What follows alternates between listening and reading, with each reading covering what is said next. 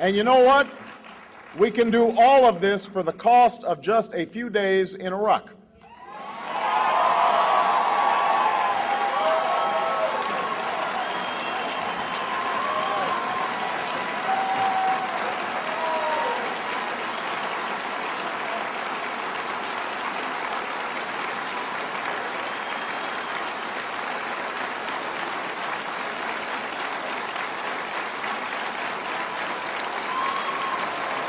We can do it.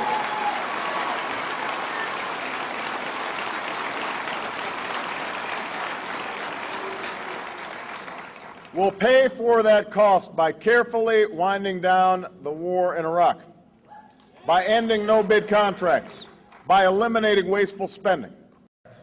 We can save billions of dollars by cutting private contractors and improving management and oversight of hundreds of billions of dollars that our government spends on contracts. And I'll finally end the abuse of no-bid contracts once and for all. The days of sweetheart deals for Halliburton will be over when I'm in the White House. We'll finally end the abuse of no-bid contracts once and for all. The days of sweetheart deals for Halliburton and the like will be over when I'm in the White House. In this budget, we will end education programs that don't work and end direct payments to large agribusiness that don't need them. We'll eliminate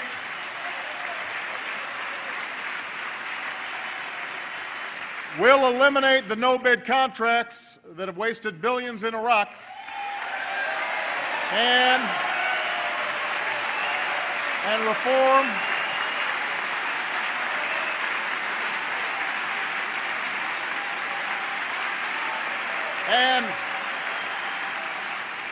and reform our defense budgets so that we're not paying for Cold War era weapon systems we don't use. Today, I'm announcing that part of this deficit reduction will include reforms in how government does business, which will save the American people up to $40 billion each year. It starts with reforming our broken system of government contracting. There is a fundamental public trust that we must uphold. The American people's money must be spent to advance their priorities, not to line the pockets of contractors or to maintain projects that don't work. Recently, that public trust has not always been kept. Over the last 8 years, government spending on contracts has doubled to over $500 billion. Far too often, the spending is plagued by massive cost overruns, outright fraud, in the absence of oversight and accountability. In some cases, contracts are awarded without competition. In others, contractors actually oversee other contractors. We are spending money on things that we don't need, and we are paying more than we need to pay, and that's completely unacceptable. Last year, the Government Accountability Office, GAO, looked into 95 major defense projects and found cost overruns that totaled $295 billion. Let me repeat. That's $295 billion in wasteful spending. And this wasteful spending has many sources. It comes from investments in unproven technologies. It comes from a lack of oversight. It comes from influence peddling and indefensible no-bid contracts that have cost American taxpayers billions of dollars. So here are a couple of immediate steps we're going to take. First, with the presidential memorandum that I'm signing, I am instructing my administration to dramatically reform the way we do business on contracts across the entire government.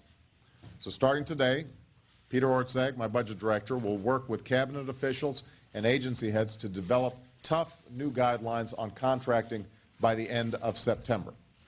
We will stop outsourcing services that should be performed by the government and open up the contracting process to small businesses. We will end unnecessary no-bid and cost-plus contracts that run up a bill that is paid by the American people. And we will strengthen oversight to maximize transparency and accountability. Now, I can assure you that this will be a priority for my administration. It's time to end the extra costs and long delays that are all too common in our defense contracting. We need to invest in technologies that are proven and cost-effective. We need more competition for contracts and more oversight as they're carried out. Every dollar that's wasted because of inappropriate no-bid contracts and waste and abuse, that's a dollar that could be going to help protect our troops, advance our national security, keep the American people safe. But here's the simple truth. We cannot build the 21st century military we need and maintain the fiscal responsibility that America demands unless we fundamentally reform the way our defense establishment does business. It's a simple fact. Every dollar wasted in our defense budget is a dollar we can't spend to care for our troops or protect America or prepare for the future.